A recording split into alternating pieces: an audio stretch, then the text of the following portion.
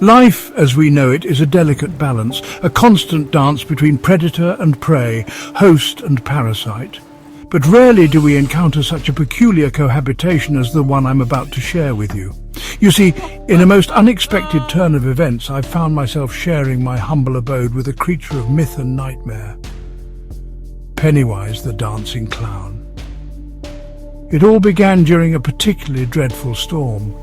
The wind howled like a banshee, and the rain lashed against the windows with such ferocity that I feared they might shatter. It was amidst this tempest that a knock came at my door, soft at first, then increasingly desperate. When I opened it, I was greeted not by a fellow human seeking shelter, but by a pair of piercing yellow eyes and a grotesquely painted grin. Fear, I confess, gripped me in that moment.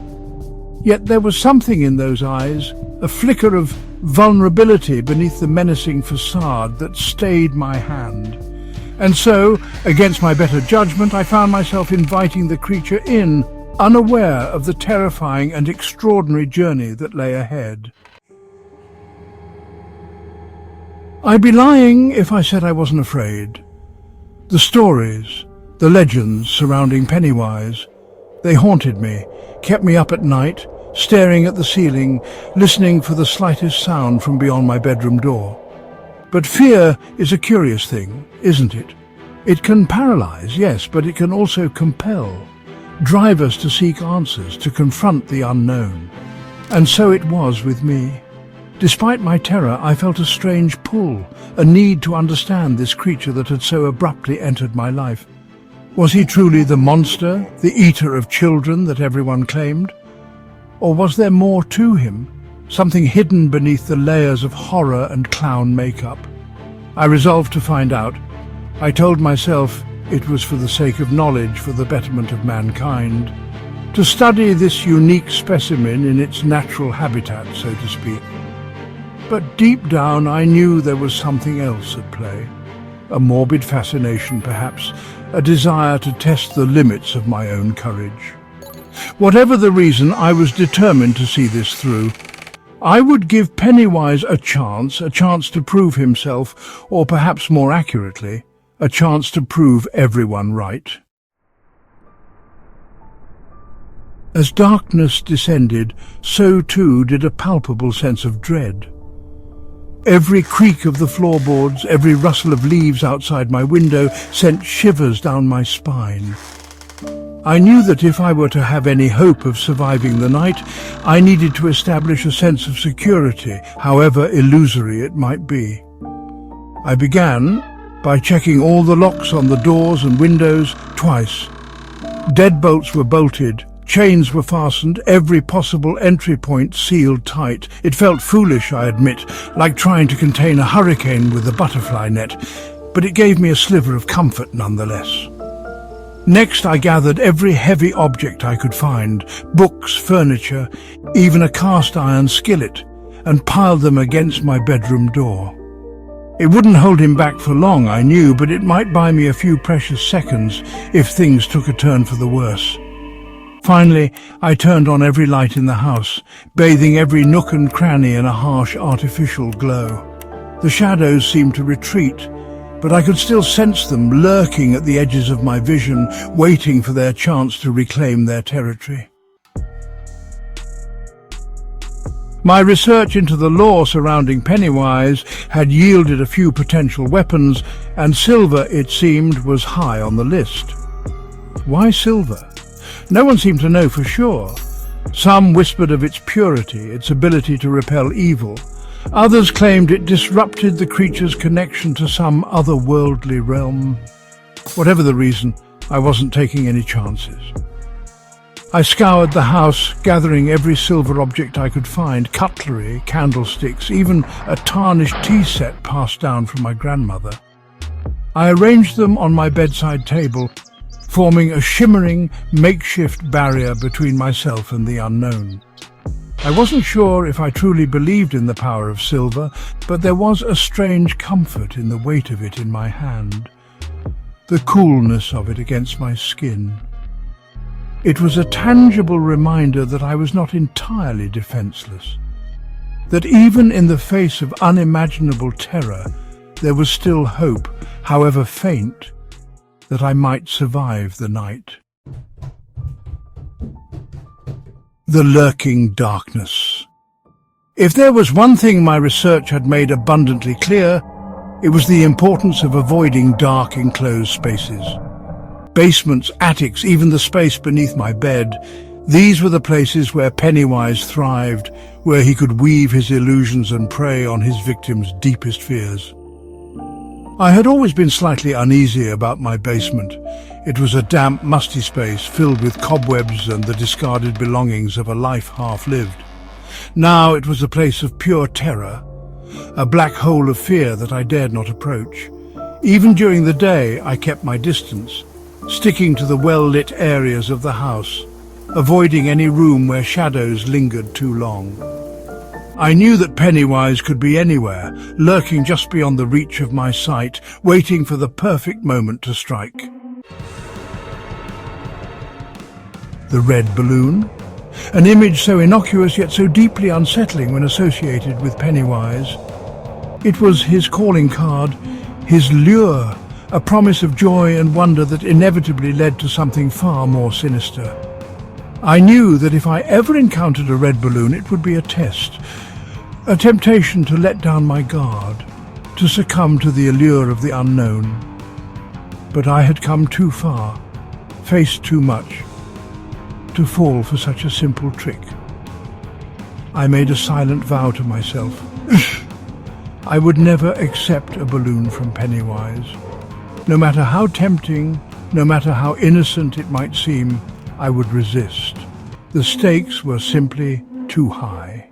To combat the unknown, one must first seek to understand it. That was my mantra as I sat down at my desk, a brand new journal open before me. This was to be my chronicle, my record of Pennywise's activities, a way to track his movements, his behaviors, his moods. Every detail, no matter how insignificant it might seem, was meticulously documented. The time he appeared, the form he took, the words he spoke, if any, the emotions he evoked in me, all of it was committed to paper in my neat, precise handwriting. I knew that knowledge was power, and in this terrifying game of cat and mouse I needed every advantage I could get. By studying Pennywise, by learning his patterns, I hoped to stay one step ahead, to anticipate his next move before it was too late. My home, once my sanctuary, now felt like a battleground, a place of constant surveillance. I knew that if I were to have any hope of surviving this ordeal, I needed to see what Pennywise didn't want me to see, to catch him in his true form, to expose him for the monster he truly was. And so I began installing cameras. Small, inconspicuous devices hidden in the shadows, their lenses trained on every corner of my home. The living room, the hallway, even my own bedroom, no place was off limits. It felt like a violation, a betrayal of my own privacy, but it was a necessary evil. With these cameras I could monitor Pennywise's movements, track his patterns, and perhaps, just perhaps, glean some insight into his true nature. Knowledge, they say, is power, and never had that felt more true than now as I delved deeper into the lore surrounding Pennywise. I spent countless hours poring over ancient texts, deciphering cryptic symbols, piecing together fragments of information from forgotten myths and legends.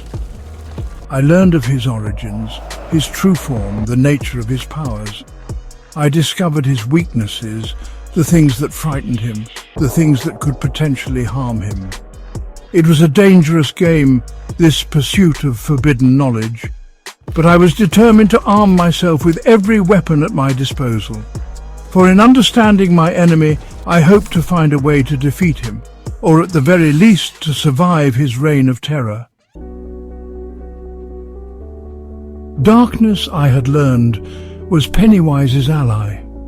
It was in the shadows that he thrived, where his illusions held the most power, where fear reigned supreme.